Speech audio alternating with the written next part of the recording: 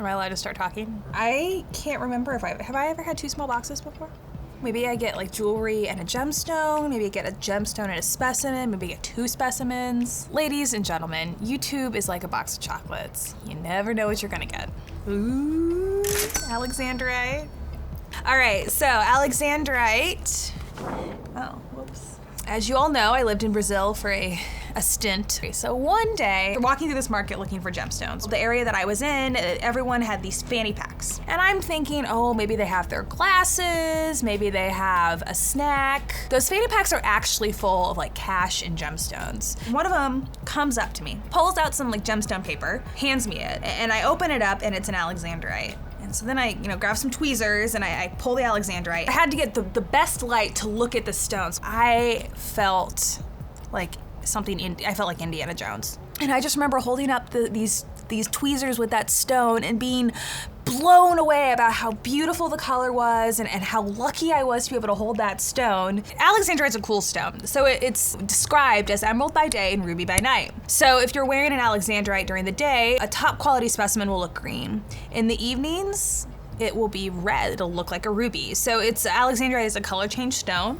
It comes from the chrysoberyl family. It was first discovered in 1830 in the Russian Ural Mountains. And the Russian goods are known for like the stark color change, from green to red. And you don't see too much Russian material now in the marketplace. A lot of it's from Brazil, Sri Lanka, East Africa. So it's a stone with like this really prolific history, which we can get into. It's a beautiful stone when you see it in person. It kind of like takes your breath away because of the color change. 3, 2, 1. Oh, there it is. There's a little dude. All right, so this is kind of a yellowish green. This is chrysoberyl. This is like the family name. We've talked a lot about ruby on the show. So ruby is like the first name and corundum is the last name. Alexandrite is the first name and chrysoberyl is like the last name. It's like the family name. Box number 2. Wow, that is beautiful. All right, so first of all, this is a breathtaking color. First thing I noticed, I can see it's kind of like maybe a slightly bluish green. It is definitely green. It's really neat how you can see the kind of the crystal structure right here. Do you see that? What is kind of throwing me off is that this looks like it's pretty opaque. Usually, chrysoberyl is gonna look a little bit more like this, but I think that could be because it's still in the host rock. This is definitely not a stone that you would cut for jewelry. This is a specimen. But this is expected for an Alexandrite. I wasn't expecting to see a bright red because of the light that we're under. I did not expect that crystal structure. That's really cool. I don't know how much host rock is in this. I don't want to cut this open. I suspect it is through most of the stone. This is just how it came out of the ground. Sometimes we have specimens on this show and you're not going to see a huge majority of the host rock. A lot of times when you pull these specimens out, they're cleaned. Some of the host rock is removed. So maybe they didn't, decide to leave all that. Maybe structurally you need that to keep this piece together. This is a piece of a puzzle. What was going on in this part of the world? What kind of host rock is that? How was this gemstone made by Mother Nature? The host rock is important, and the gemstone itself has more worth than just putting in a piece of jewelry. It's a really, really good puzzle piece into what's going on.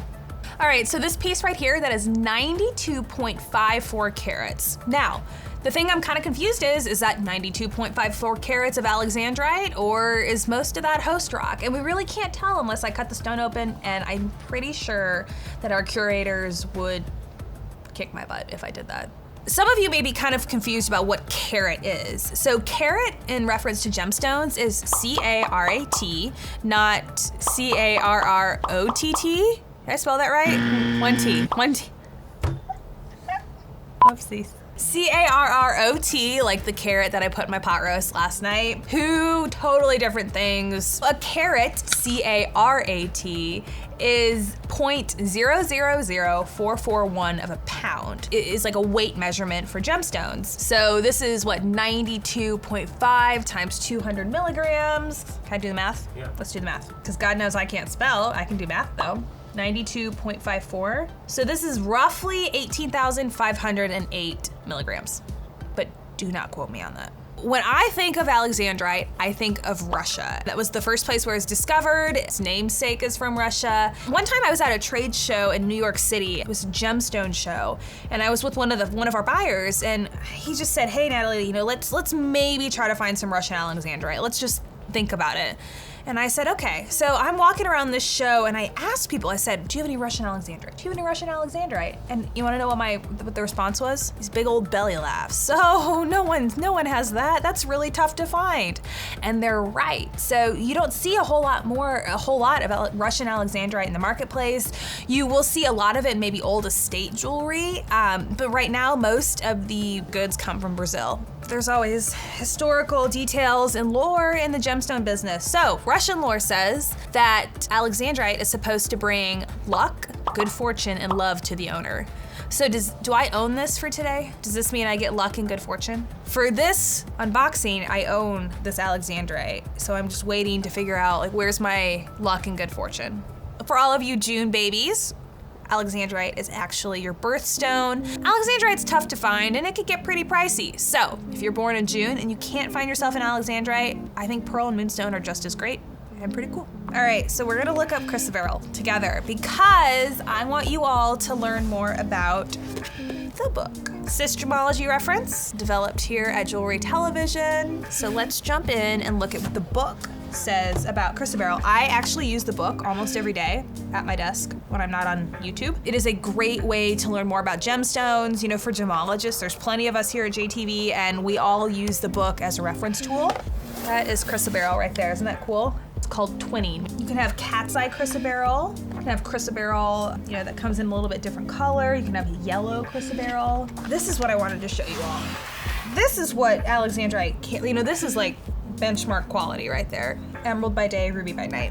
Something that is cool, and you can kind of see on this picture right here, sometimes when you shine different light, it's almost like the whole stone doesn't have this color change. It's really cool to look at. We're gonna do a little science lesson today. So pleochroism versus color change. I've talked about both a lot. You obviously know that because you've seen a few past videos. Pleochroism, let's pretend this is a tourmaline crystal, but this is not a tourmaline crystal, this is a chrysoberyl crystal.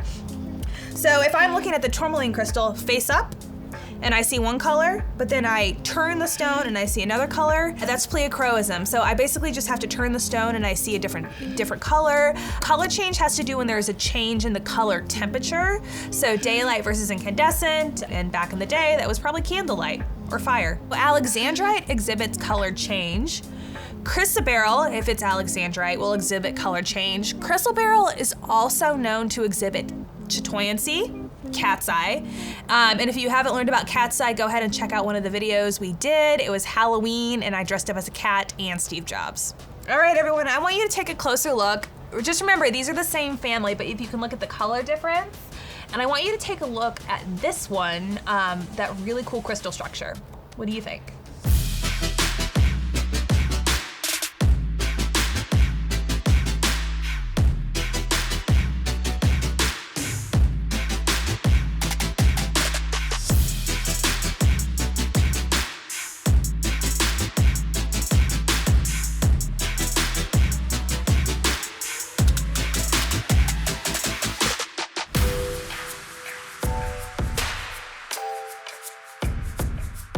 All right, everyone, I want you to comment below if you think I should be called Indiana Jones or Nebraska Jones because I'm from Nebraska, or Tennessee Jones because we're shooting this in Tennessee. Forget tomb raiding, guys. We're gonna gemstone raid another box. And in the meantime, I'm gonna need you to like and subscribe. The more likes and subscribes, the more fun we have planned for the future.